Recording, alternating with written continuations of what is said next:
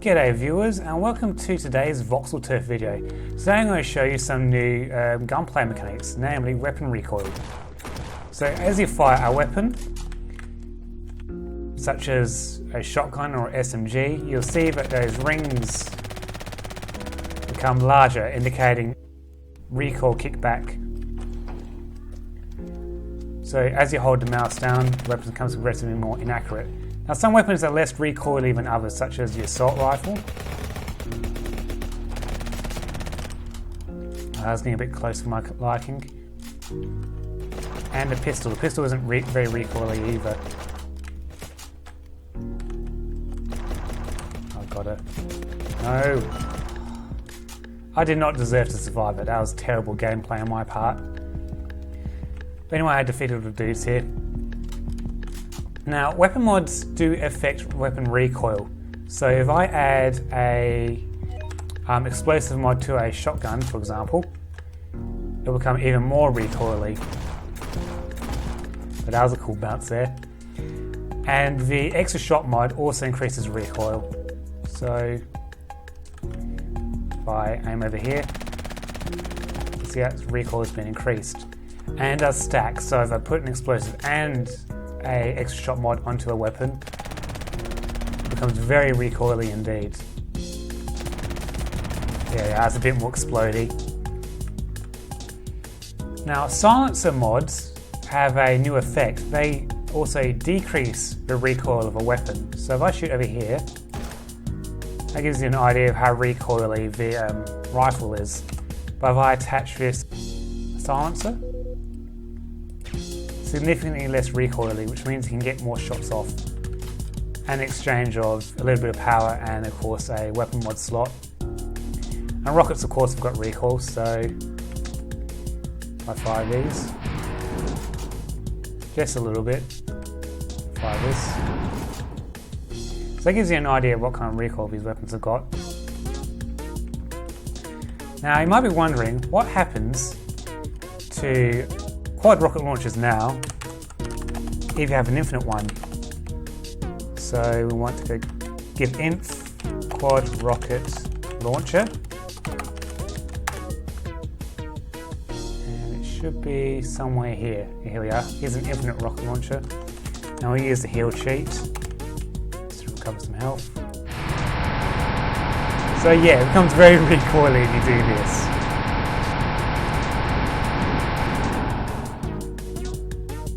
Let's go a bit closer to a building.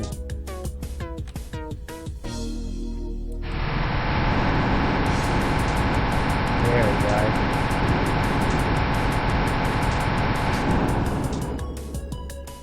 Now if you accumulate a lot of recoil with a weapon, so let's get a weak weapon, a more accurate weapon such as a pistol. So if you accumulate heaps of recoil in one weapon, you switch, but other weapon will also have the recoil from the previous one, so you can't get rid of recoil by accumulating it in one weapon and switching back. You have to wait for the recoil to go away. That's just a little thing to avoid that exploit. So what else was I going to show you? I was going to show you dungeons. So dungeons spawn out in the hills, giving these giant hills areas a bit more purpose. Now the entrance to dungeons are actually disguised as level 1 bandit bases, and around these bandit bases there'll be a series of rooms which you can explore and defeat enemies in to get some loot from them, and at the end of the dungeon there'll be a boss who you can defeat for a fair bit of loot, something like 200 grand worth of loot. So let's go exploring in these hills to see if we can find any dungeons. So here we are approaching a dungeon entrance. Now dungeons appear as these giant stone pillars in the world. On the map they appear as level 1 bandit bases until you enter one. So let's go inside and see what happens.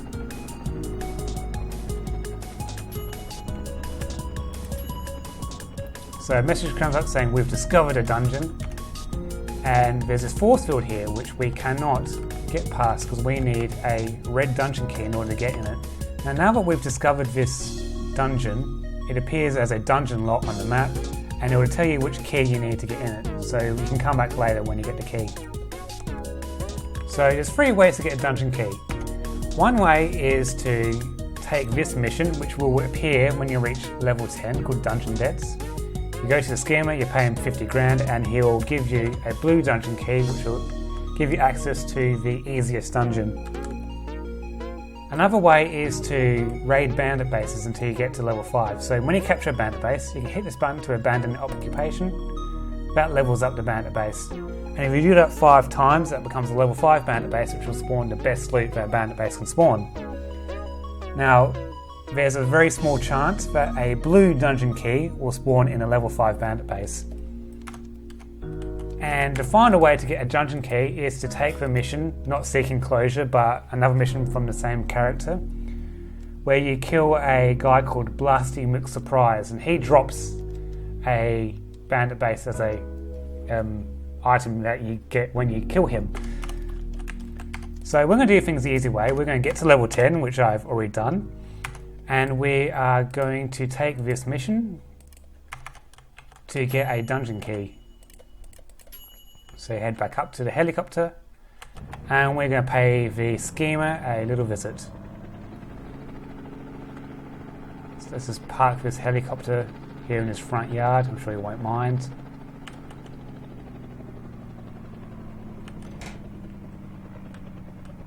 And we'll find the schemer. Oh, here he is, bouncing on his bed. And he'll give you a little speech about a guy who lives in a dungeon, calling himself the Bandit King, who owes him money, which is why he will sell you a dungeon key. So yeah, he has sold me a dungeon key. Here's a little thing here in my inventory, right here. And this allows me to disable shields in dungeon rooms. Now the money you'll get from killing the Dungeon King, well not the Dungeon King, the Bandit King at the end of the dungeon, far exceeds what the 50 grand you're paying him. Now you do actually, ooh, some fighting going on here. I can't see it though. What's going on down here? The blob is apparently attacking this base here.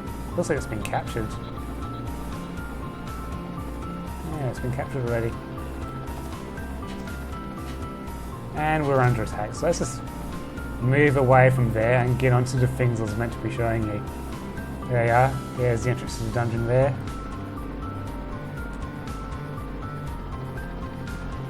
And we'll park this helicopter on top of the tree. I can't see any good landing areas. Well, there's a good landing area, but that's too far away. Let's just land on top of this tree here. Can we do it? Can we do it? Can give it a little bit of a hop. There we go. Oh, perfect. And didn't even take any falling damage. Alright, so now that we've got our doodad, this thing, the blue dungeon key, when we head into it, oh, this is nice, the shields will become disabled,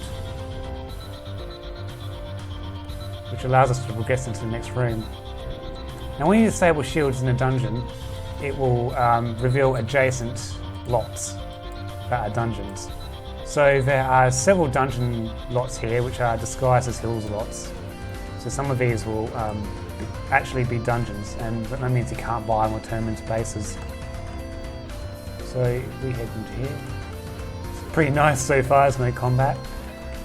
This dangerous lava pit. There's a way out of the lava here if you get trapped. Now let's just dismiss this mission. We don't need it taking up some UI space.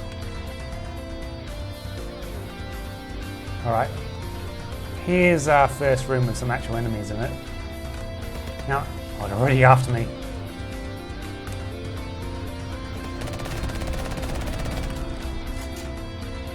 I was lucky.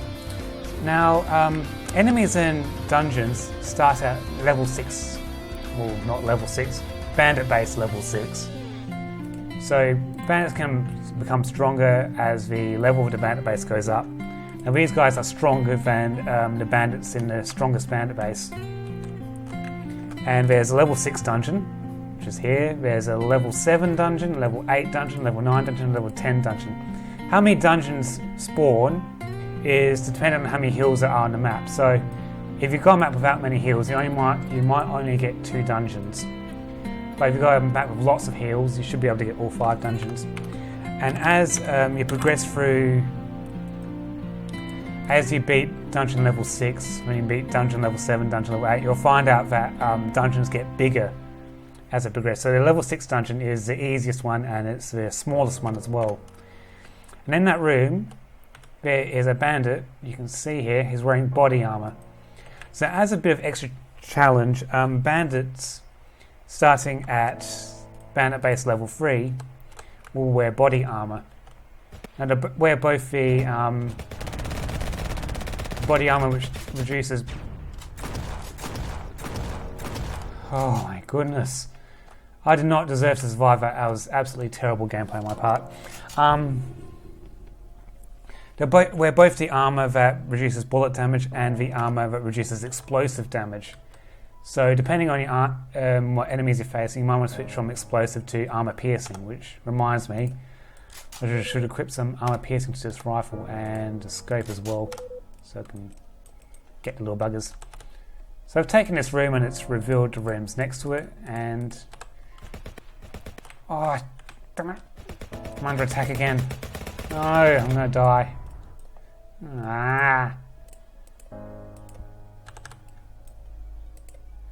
Yeah, so that's something to mention. When you die, which will happen a lot, if you're bad like me, that is, you'll be kicked out of the dungeon and the bandits will take control of the dungeon again and it will all get repaired. Now, the entrance to the dungeon's got a special rule, so if I teleport over here, and let's say I do something stupid. Let's say I, just accidentally, let's get my accident weapon out. I accidentally, do a little bit of this. It's just, accidents happen. And sometimes things get a little bit damaged. So that means you can't get into the dungeon anymore. Because the elevator's been destroyed. And if I blow this up a bit more, you've got to be careful with this because it will cause a chain reaction like that. Taking splash damage here, which is not nice. I'm going to blow my way down to level 6. Here we are, you can see it. So there's a force field on the top of the dungeon, and there's a force field around the perimeter, like here as well. So you can't dig in through the side of the dungeon, you need to go in through the entrance. So that's to prevent you guys from doing exploity things. Okay, now let's see if we can get it to auto repair. The entrance does auto repair. So I walk away 128 meters. Riveting content. Be sure to subscribe, like, comment, all that stuff. So you can see me bouncing in a hilly area of a rocket launcher. Okay, should hopefully have repaired by now.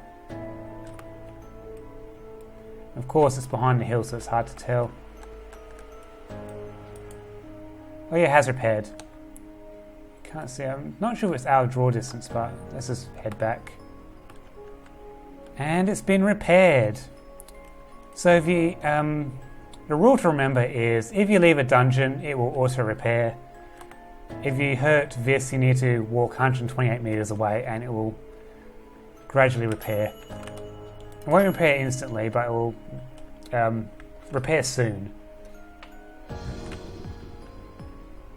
So we've returned. There's a couple of rooms here which are harmless. I should actually switch to my weapons. I should actually reload my weapons here.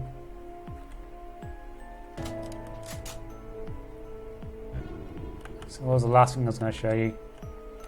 There is a boss at the end of this, and he is wearing a crown, which is a pretty cool thing that he drops.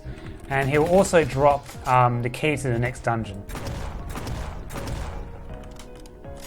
Oh, shh. Come on. She's still looking at me. I want her to look away. So that way I get an extra second to attack her. Come on. She's too smart. I've been outsmarted.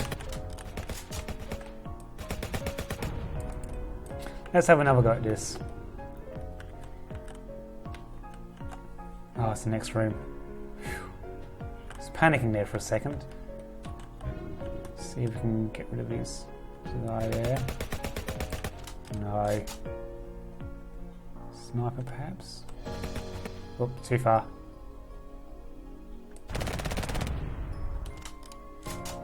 Okay, that's one of them. Now, dungeons follow the same rules as Bandit Base. So if you kill a guy, there'll be 5 seconds before another guy will spawn. But if you don't progress into the room, then bandits keep spawning endlessly. Now, something to watch out for is that when the shields go down, you could be ambushed from behind, because this room has got 4 entrances, and this one's just a dead end. Oh no, it isn't.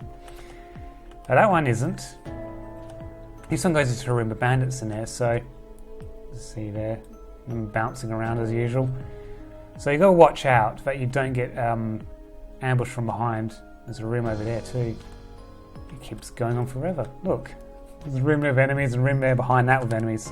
So dungeons can be huge, guys. Now in rooms where bandits spawn, there's loot boxes, and you can get exciting things such as a gold ring. At least we've got a silver rifle, that's actually useful. Oh, tier 3 armor. Okay, we've been lucky, we've got some good stuff. Oh, nice, that +5 defense. Now, something to keep in mind before attacking dungeons is that there are control points, such as this thing here. This thing's been buffed, it now gives you +1 attack. And over here, this control point gives you +2 attack and +2 defense. So before you enter a dungeon, you really should level up. You should get some good items. Don't walk around with my tier 1 black weapons. Get some silver weapons, get some gold weapons. Level up a bit, put some stats in, get some combat perks such as blast proof. Blood and money will make you survive a lot longer in a dungeon, because every time you kill a bandit, you'll get 5% of your HP back, which means a lot. And yeah, that's it. There's a boss at the end. I'm not going to show you the boss because I don't want to, do spoilers. And I don't want to spoil much more than I already have. The boss actually has got a crown. He calls himself the Bandit King. He wears a crown. If you kill him, you get to wear the crown, and he'll drop you the dungeon key for the next dungeon. And if you're playing in multiplayer, he will drop several dungeon keys so you can raid rooms together. You do actually need to hold this dungeon key in your inventory. So if I go into this room, these shields will not fall because I'm not holding that item. I'll run back and grab that item. Whoop. Now the shields will become disrupted and you're allowed to progress to the next room. So yeah, that's it for today. I hope you guys are going to have fun with this new dungeon system. It's just some, late game content to give you a bit of a challenge. Some guys wanted some progression past Bandit Base level 5 in terms of enemy difficulty. I'm too young to die. Okay. And I'm going to leave you guys with this panting game developer who's terrible at his own game. Hopefully you guys are a bit better than I am. That guy's got a rocket. He's going to kill me too quickly. I'm just going to sneak away and let you guys try it. Okay guys, later.